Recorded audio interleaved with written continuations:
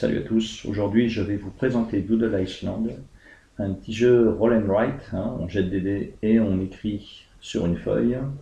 C'est un jeu de Elif Svensson et Christian Osby qui a été édité en français par Superlude et l'illustrateur est Nayad.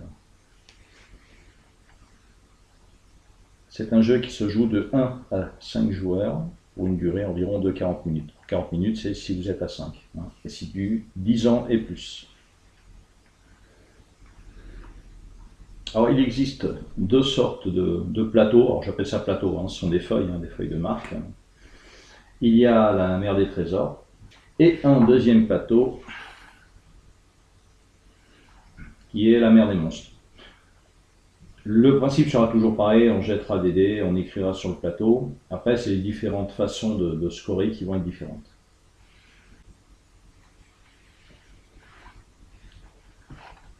Nous pouvons également nous servir du fond de la boîte, qui est très sympa, ça change d'un fond classique en carton.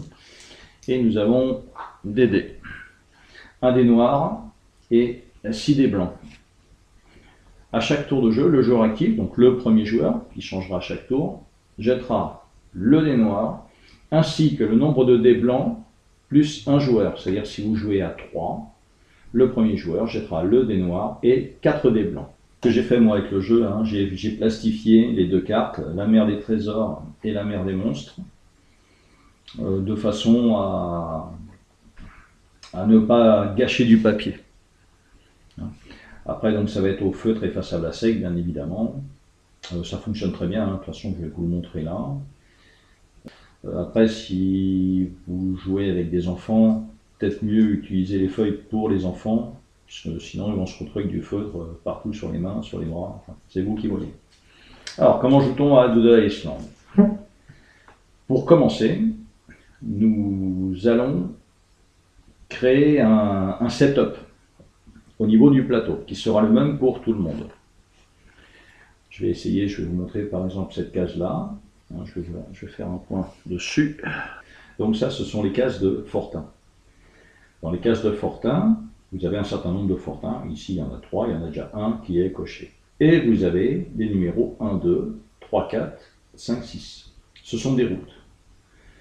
Vous avez des cases de fortin, vous en avez une par colonne. Donc au départ du jeu, avant de commencer, on va jeter un dé. Par exemple, ici je fais 6. Et tout le monde sur son plateau va tracer la route numéro 6.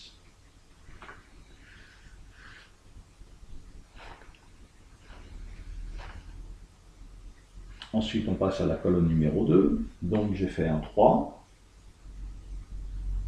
Un 3. Et ainsi de suite. On va faire ça pour tous les plateaux. Allez, admettons ici, je fais un 6.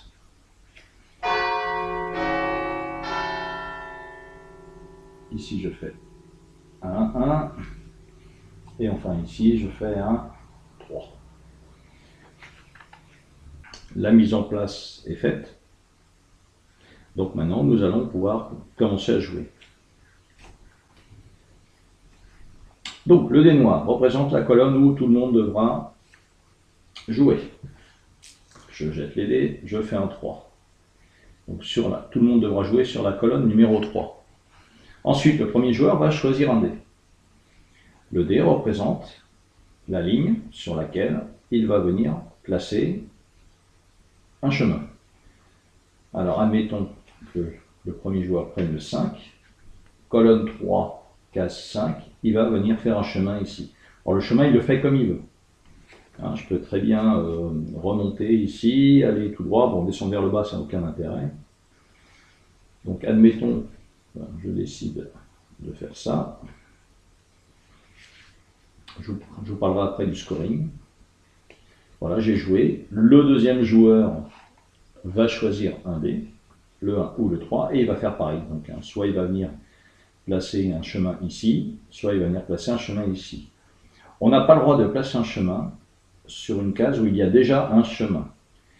Si on ne peut pas placer de dé sur sa piste, on va venir cocher une bouteille de rhum. Je reviendrai après sur l'utilité des bouteilles de rhum. Petite particularité sur ce plateau, vous avez le 6, où il n'y a pas de colonne, le 6 là où il n'y a pas de ligne. Admettons qu'on a joué un 6, donc nous venons placer le 6 sur cette colonne, ce qui veut dire que chaque joueur se placera sur la colonne qu'il veut. Admettons, hop, allez, je reprends mon 5, je pourrais placer un chemin sur n'importe quelle case du 5. Alors, vous voyez par exemple ici, je ne peux pas relier ces deux-là. Mais ce n'est pas grave. On n'est pas obligé de tracer une route, un chemin, adjacent à une route déjà existante. C'est-à-dire, admettons, je fais mon 5 ici, je peux très bien décider de faire ça. Il n'y a pas de problème. On n'est pas obligé à chaque fois de prolonger une route déjà existante. Donc je choisis le 5 et le deuxième joueur, lui, décide de choisir le 6. Alors quand il prend le 6, ça veut dire que, au même titre que le chiffre des colonnes, il va pouvoir aller se mettre sur n'importe quelle ligne. En gros, avec un 6 et un 6, il coche un chemin où il veut sur le plateau. Super intéressant. La contrainte, c'est que s'il choisit le 6, il devra cocher une bouteille de rhum. Donc nous allons comme ça continuer le jeu jusqu'à ce qu'un joueur ait coché sa dernière bouteille de rhum. Vous avez la petite iconographie, quand vous utilisez un 6, vous devez cocher une bouteille de rhum. L'autre condition pour cocher une bouteille de rhum, c'est tout simplement, ici, j'avais un 3.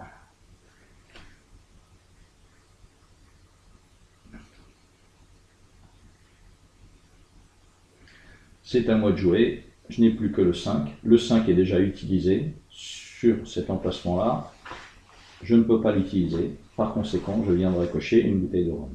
Seule exception à ce que je vous ai dit tout à l'heure, qu'une case qui a déjà un chemin ne peut pas être cochée une deuxième fois. L'exception est pour ces cases-là, les cases de fortin. Lorsque l'on vient se placer sur une case de fortin, donc on ne remet pas une route, il y en a déjà une. Par contre, nous allons venir cocher un fortin. Si tous les fortins sont cochés et qu'on nous demande de jouer ici, c'est une bouteille de rhum. Maintenant, je vais vous expliquer comment on gagne des points. Parce que le but, c'est quand même de gagner des points. Celui qui a le plus de points de victoire l'emporte à la fin. Alors, comment va-t-on scorer pour les dragons? Eh bien, à chaque fois que l'on fera une route sur un dragon, on va regarder les conditions pour marquer les points de victoire. Alors, ce sont des pièces d'or. On va prendre l'exemple où je suis comme ça. Là, je choisis le 2. Je vais venir faire mon chemin. Allez, je vais le mettre comme ça. Pour savoir combien nous allons scorer au niveau de ce dragon-là, on va tout simplement compter les cases de route. Donc il y en a 1, 2, 3, 4. Nous allons venir cocher. Alors on voit qu'on peut scorer à 2, 3, 5, 8, 11 et 15. Une autre condition de fin de partie que je ne vous avais pas dit, c'est si on vient faire une route à 15 avec les dragons, la partie se termine aussi. Bon, il y a le petit drapeau, idem pour les îles.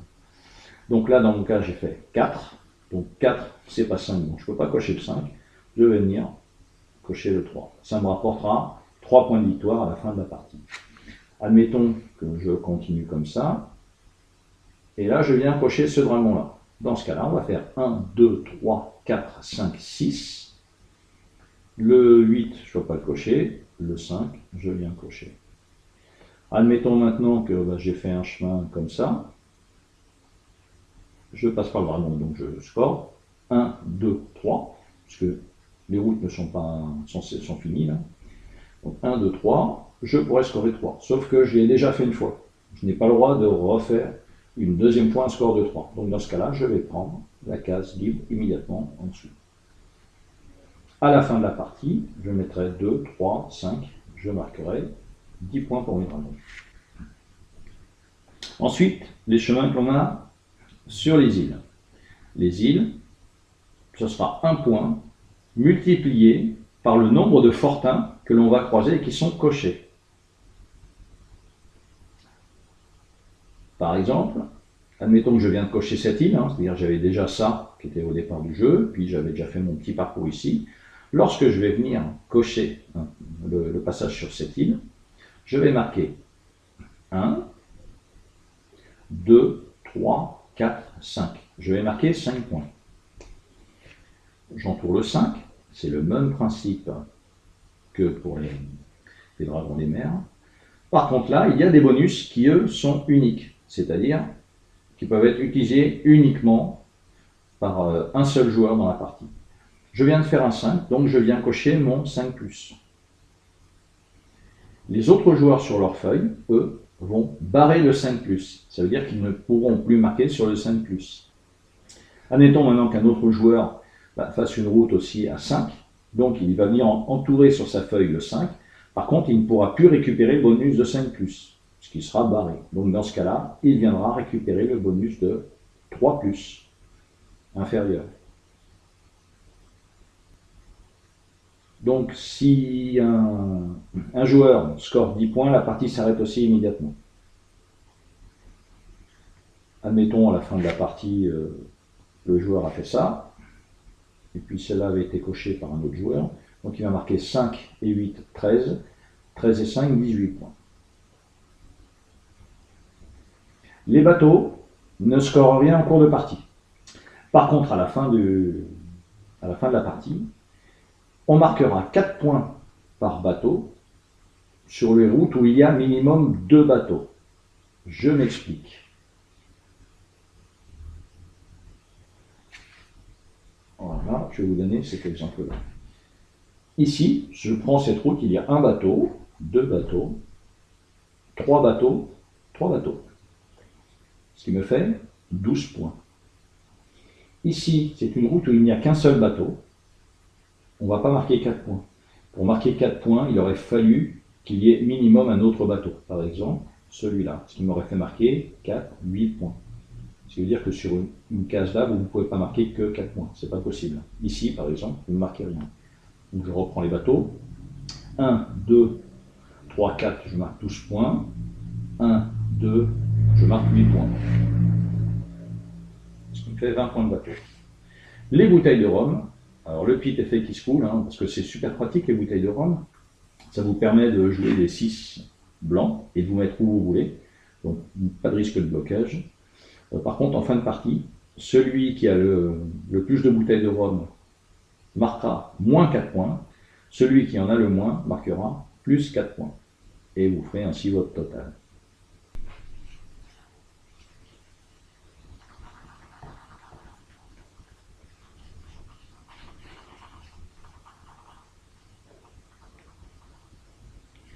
Dans la mer des monstres, la petite différence au niveau du plateau, c'est que là vous avez 6 colonnes et vous avez 6 lignes.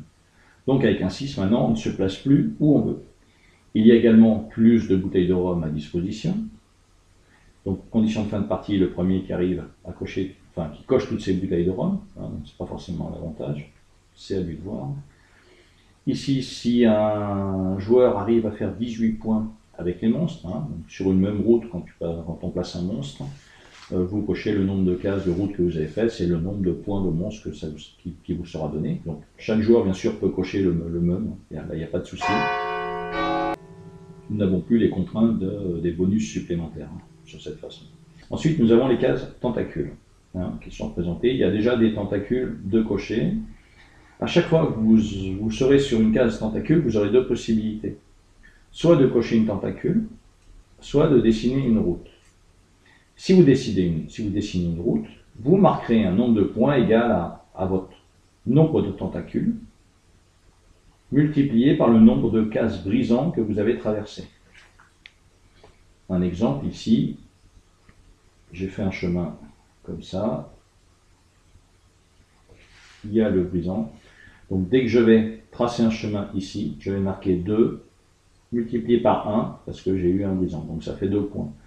Admettons maintenant que j'ai fait ça. C'est la dernière case que je viens de dessiner un chemin. La dernière case où je viens de dessiner un chemin, c'est la tentacule. Donc je marquerai 2 multiplié par 1 par 2, ce qui fera 4 points.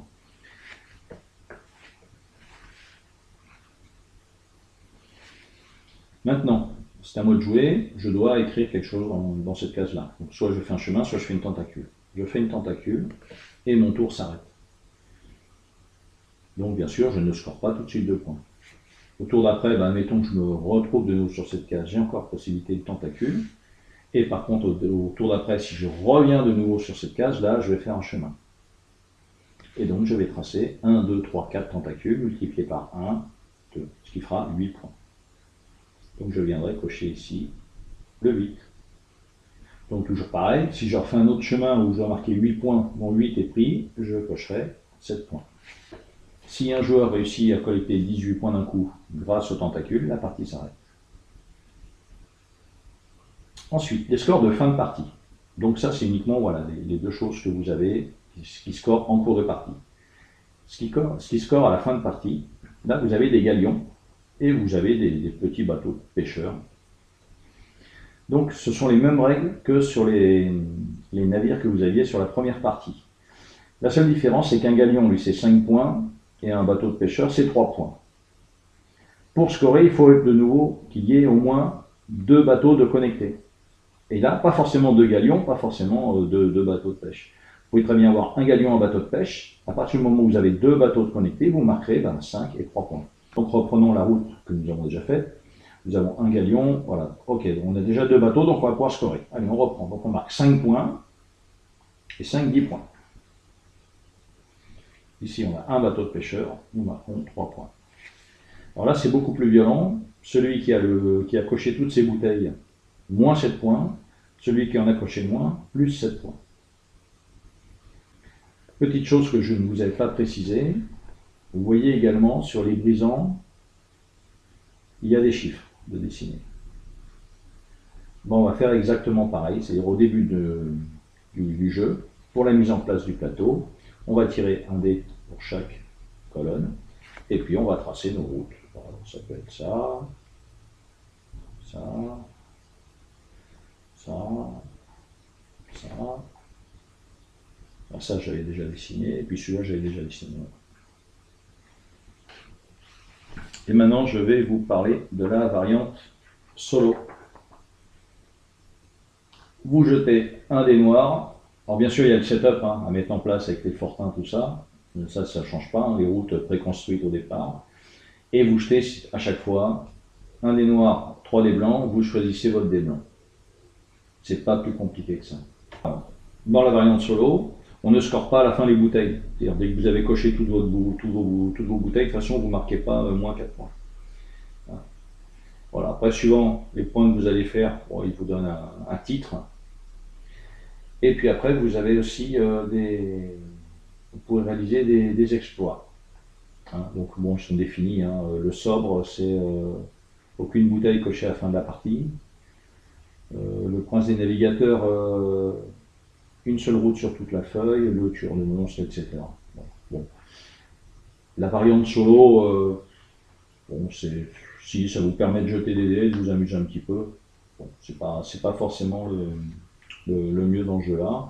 Alors, c'est pas forcément le type de jeu que je présente d'habitude, mais j'avais vu des Bretzel et des jeux sur Strasbourg, donc cette année, le représentant de Superlude, et qui m'a fait tester le jeu. Donc j'avais trouvé sympa, on avait joué à 3, c'était assez agréable. Ça tourne bien, ça tourne vite. Et puis je lui avais dit que je ferais une vidéo sur YouTube dès que ça sortirait. Donc voilà, promesse tenue. Alors, juste savoir quand même, on m'a pas offert le jeu, j'ai acheté le jeu. Voilà, après, comme je dis, moi j'ai plastifié sur les roll and write de manière générale, donc on jette les dés en écrit. Ou pareil avec les cartes, avec Welcome to, je plastifie souvent au moins un exemplaire, voire plusieurs si après je compte jouer à plusieurs, voilà, de façon à ne pas gaspiller de papier. Voilà. Après il y a des blocs qui sont vendus en supplément, alors pas pour l'instant pour Doodle Iceland, mais ce que je sais c'est qu'il y a des nouveaux blocs qui vont sortir avec des nouvelles cartes.